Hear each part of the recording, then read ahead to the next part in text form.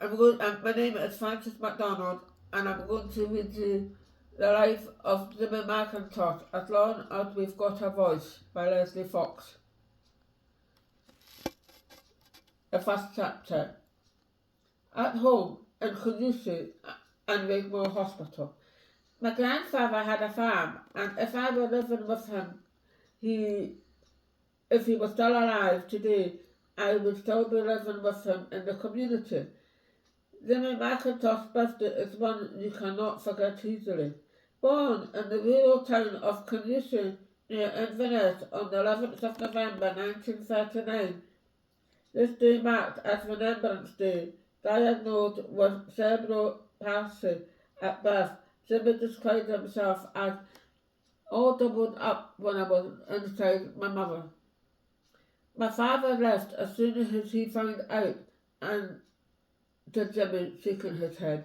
Jimmy spent his first few years on his grandfather's farm near Caduceus, a heaven of tranquility, which he looks back fondly upon.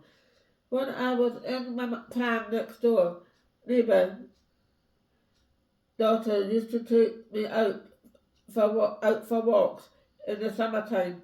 She took me to the apple tree in the park and lifted me up so I could pick the apples, big red shiny ones, and we'd take them back for my mother and her family. I was happy then to be nice and strong. Jimmy's grandfather was adamant that he would not allow him to be placed in a children's home or long-stay hospital. Jimmy's mother agreed and was content to raise her only son with the support of the family.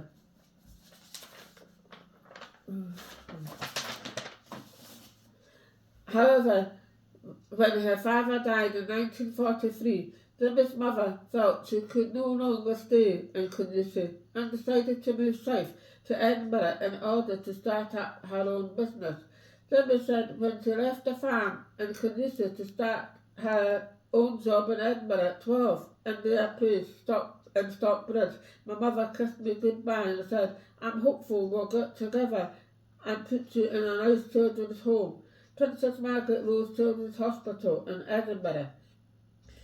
Her plan was to set up a fruit shop business in the affluent Stockbridge area, hoping at least her son within close visiting distance and eventually secure him in a place at the Princess Margaret Rose, which was established as the first centre in Scotland for the treatment of children with physical disabilities. But I never got there, said Jimmy, because I got put into Wigmore, then S Park Home.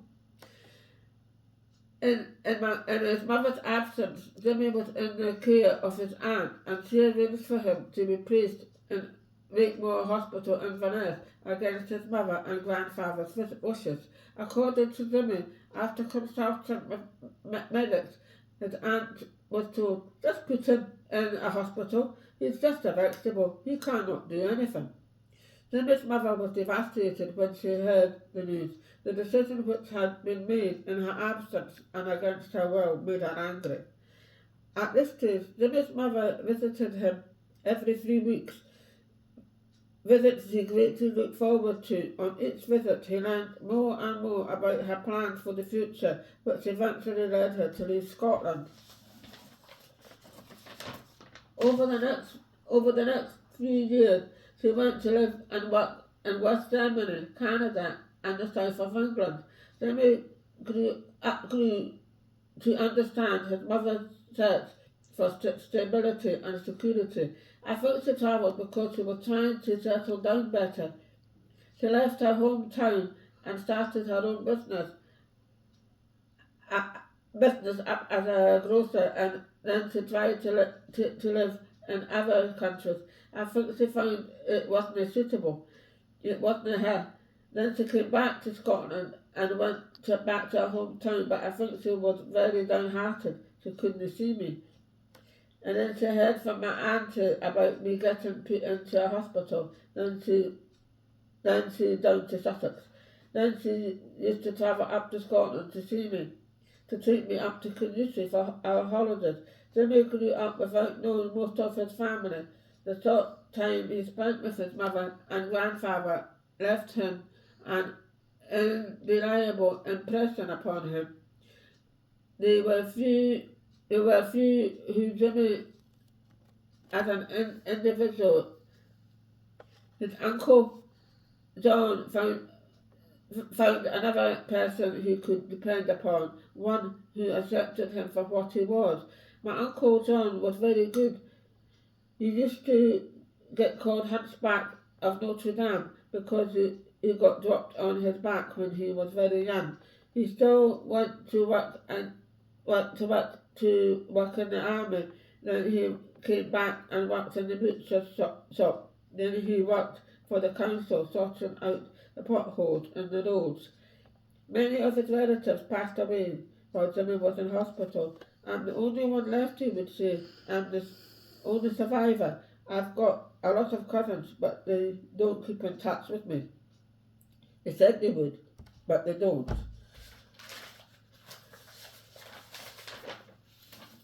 Jimmy was proud of his Highland roots, referred to himself as a teacher despite having spent the majority of his life away from the area. I'm very much Scottish. I was born in the Highlands.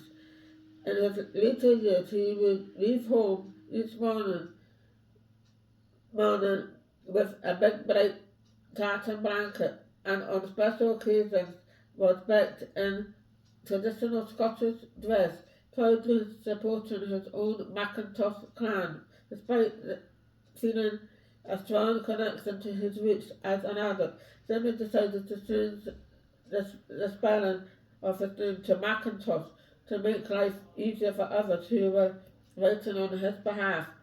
For him, helping people came before personal pride. Wigmore Hospital, hastily erected in just 6 months, opened in September 1941, and within 9 months it had grown to house 15 wards. The single-storey hospital building was adopted as a military hospital in 1944. Jimmy attributed his strength and adaptability in later life to the that he received there. His second home, people asked me, how do you do it? How do you do so much? And I would say I was brought up. The staff at Wigmore Hospital treated me like their own children, and that made me happy. That's why I'm so strong today. I cannot thank people who helped me enough. It's in my nature. I've been that way ever since I was at Wigmore, where they treated me as if I was alone.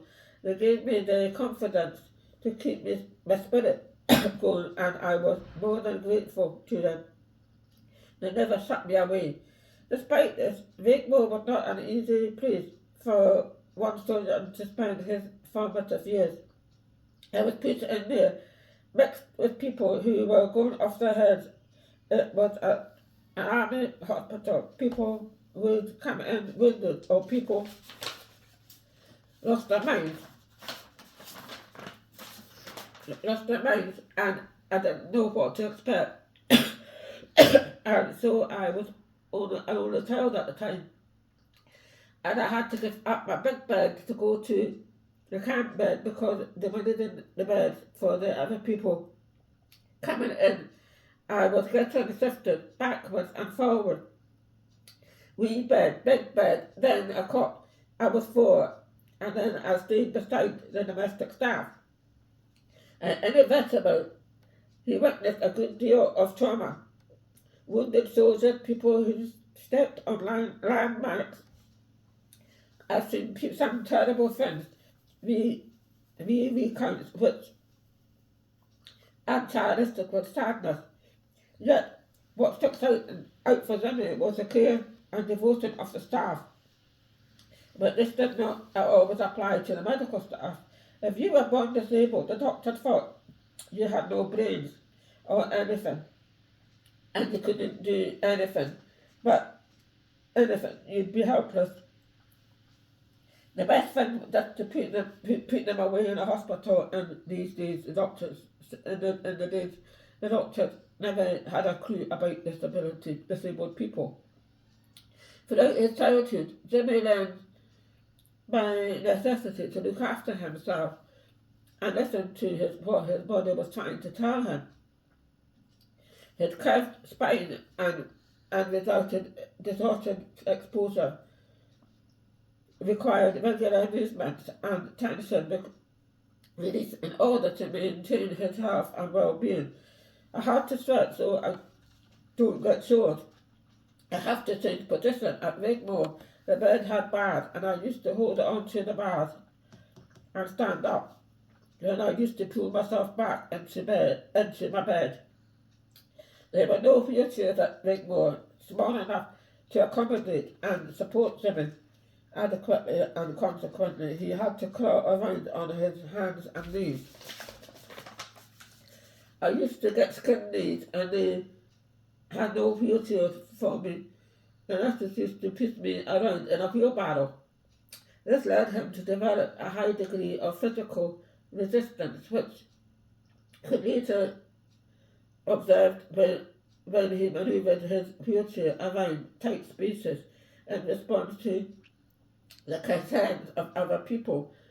He simply smiled and said, "Ah, don't worry about me. My knees are fine. They get bashed all the time. I'm used to it." The staff at Wigmore sought to develop Jimmy's capabilities, both physical and intellectual, encouraging exercise and speaking skills as a nature of part of daily life. They took me out in the grounds and took me walks. Although Jimmy would have been happy to remain at Wigmore Hospital for longer, his stay was cut short in 1950 when discussions took place among the medical staff about his education. Jimmy had developed capabilities beyond doctors' expectations, and the hospital at that time could not offer the breadth and depth of learning opportunities he needed, so an alternative placement was sought. One eventually located at East Park Hall, Maryhill, Glasgow. He says, because that was the only place I would get special education.